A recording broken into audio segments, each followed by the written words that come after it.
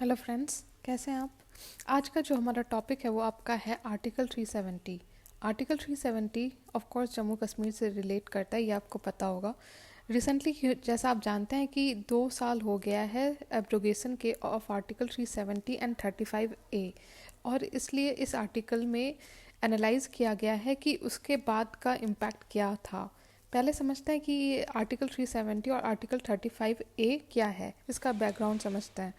1948 में हमारे गवर्नमेंट ने ट्रीटी ऑफ एक्सेशन साइन किया था कश्मीर के साथ।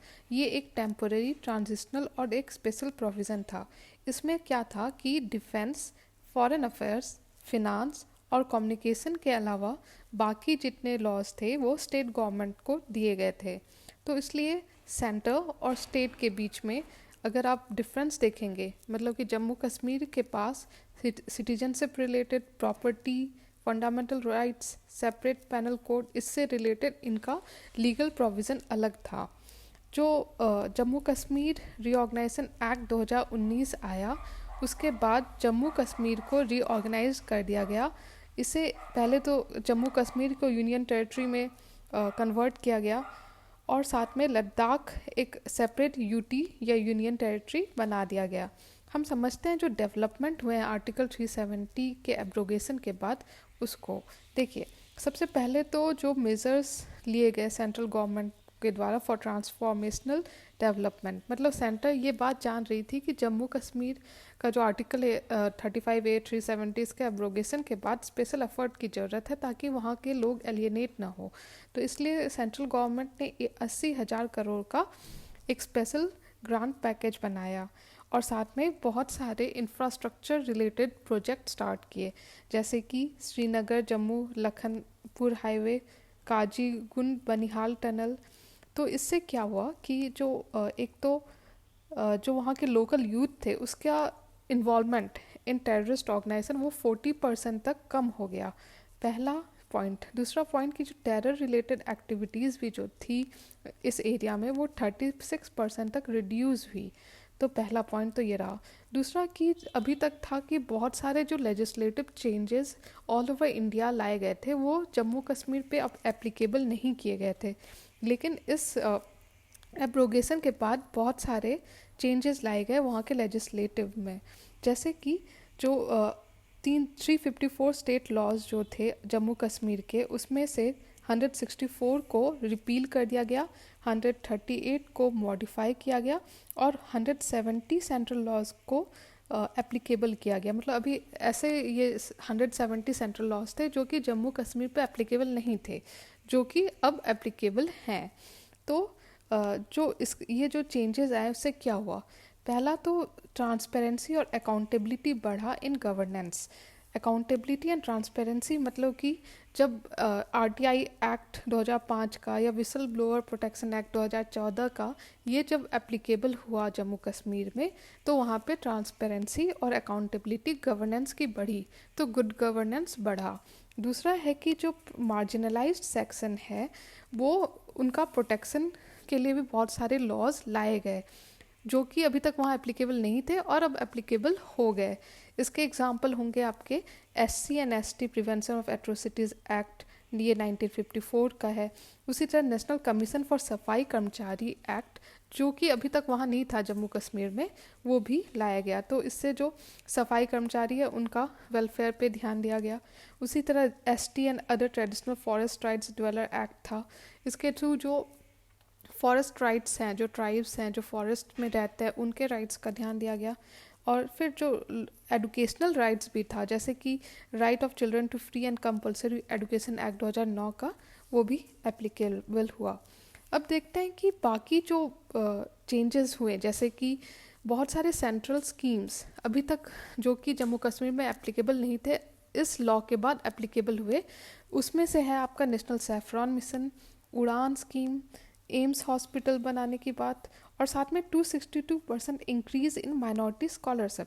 ये सब चेंजेस लाए आए आफ्टर गवर्नमेंट की जो सेंट्रल स्कीम थी वो जम्मू कश्मीर में एप्लीकेबल हुआ।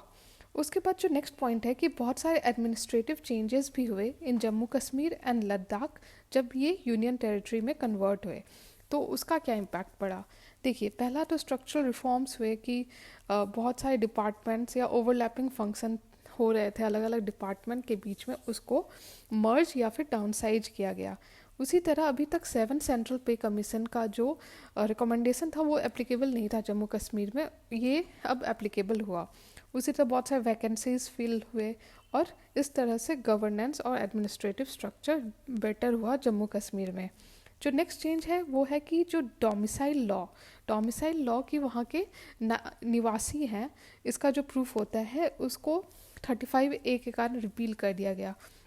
अभी तक क्या था कि जम्मू कश्मीर में बहुत सारे ऐसे प्रॉपर्टी राइट्स हो गए या आपका अलग अलग कुछ राइट्स थे जो कि वहाँ पे रहने वाले लोगों के लिए ही था। बाहर के लोग आके वहाँ पे जॉब नहीं ले सकते थे, प्रॉपर्टी नहीं ले सकते थे। तो इसमें चेंजेस लाए गए। तो इसके बाद क्या हुआ, इसका बेनिफिट क्या हुआ कि जो अलग अलग इंडस्ट्रीज़ या एमएनसीज चाहती थी वहाँ पे सेटअप करना, उनको चांस मिला। वो भी अब ज़मीन और प्रॉपर्टी खरीद सकते थे। दूसरा कि कुछ सेंट्रल गवर्नमेंट एम्प्लॉय बहुत सालों से वहाँ काम कर रहे थे लेकिन उन्हें डोमिसाइल का बेनिफिट नहीं मिल रहा था, उनको भी अब डोमिसाइल सिटीजन की तरह ट्रीट किया जाएगा। फिर नेक्स्ट है कि जो सोशल फैब्रिक है वो उसमें इंटीग्रेशन लाया गया। मतलब कि बहुत सारे ऐसे कम्युनिटीज़ थी जो कि इससे वंचित थे, जैसे कि आपका वाल्मीकि कम्युनिटी हो गया या वेस्ट पाकिस्तान रेफ्यूजीज़ हो गए। तो इनके लिए ये एक अच्छी बात थी। तो इस तरह से हमने समझा कि क्या क्या चेंजेस लाए गए due to the law and उसका इम्पैक्ट। उसके अलावा देखें कि बहुत सारे मेजर्स ऐसे लिए गए ताकि हम वहाँ पे जो वायलेंट प्रोटेस्ट था या टेररिज्म का इशू है या फिर पीस मेंटेन करने के लिए वैली में बहुत सारे स्टेप्स लिए, जैसे कि कर्फ्यू। दूसरा, बहुत सारे पॉलिटिकल प्रिजनर्स को डिटेन किया गया, टेलीफोन लाइंस कट किए गए, mobile communication, 4G internet connectivity. तो इन सब पे जब ऐसे मेजर्स लिए गए, ऐसे स्ट्रिक्ट मेजर्स लिए, उसका क्या इम्पैक्ट पड़ा?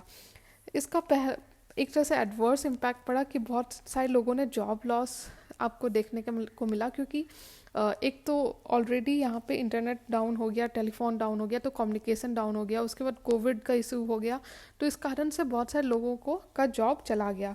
दूसरा कि स्टूडेंट्स के लिए आजकल बहुत ज़्यादा इंटरनेट की ज़रूरत होती है। हम लोग भी जैसे पढ़ाई कर रहे हैं तो इंटरनेट हमें पता है कि कितना ज़रूरी होता है डे टू डे पढ़ाई के लिए भी। तो ऐसे स्टूडेंट्स के लिए डिफ़िकल्टी क्रिएट हुआ क्योंकि उन्हें इंटरनेट की सुविधा नहीं मिल रही थी, कनेक्टिविटी नहीं थी, उन्हें जो डे टू डे कुछ इन्फॉर्मेशन चाहिए होता था उसकी कमी हो गई। तीसरा, हेल्थ सेक्टर। डॉक्टर्स जो थे वो लेटेस्ट डेवलपमेंट, मान लीजिए कोविड के समय जो नए नए इन्फॉर्मेशन आ रहे थे, तो जो रूरल लेवल पे या डिस्ट्रिक्ट लेवल पे डॉक्टर्स थे उन तक ये इन्फॉर्मेशन पहुंच नहीं रही थी।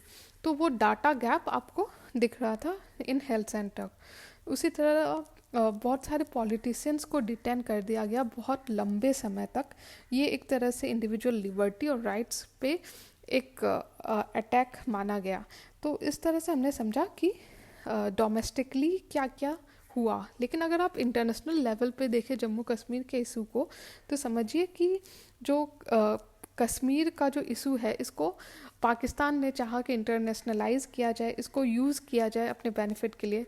पाकिस्तान ने कहा कि ये ह्यूमैनिटेरियन क्राइसिस है और साथ में ये एक तरह से इंस्टेबिलिटी सिग्निफाई कर रहा है रीजन का। उसी तरह परमानेंट जो यूएन का सिक्योरिटी काउंसिल है उसमें पाकिस्तान ने चाइना को रिक्वेस्ट किया क्लोज्ड कंसल्टेशन ऑन कश्मीर, और साथ में फिर बाकी कंट्रीज जैसे कि टर्की और मलेशिया ने क्रिटिसाइज़ किया जो भी रिस्ट्रिक्शन जम्मू कश्मीर वैली में लगाए गए। उसी तरह बात हो रही थी ह्यूमन राइट वायलेशन पे कश्मीर पे। तो इस तरह से आप इंटरनेशनल लेवल पे भी इसको एनालाइज कर सकते हो। तो इस तरह से हमने समझा कि जो स्पेशल जो भी रिवोकेशन किया गया आर्टिकल 370 का, उसका क्या इम्पैक्ट पड़ा जम्मू कश्मीर पे। तो इस तरह से हमारा ये पूरा टॉपिक हो गया। आई होप कि आपको वीडियो अच्छा लग रहा हो। अगर अच्छा लग रहा है तो लाइक कीजिए, मेरे चैनल को सब्सक्राइब कीजिए और साथ में शेयर कीजिए। Thank you so much.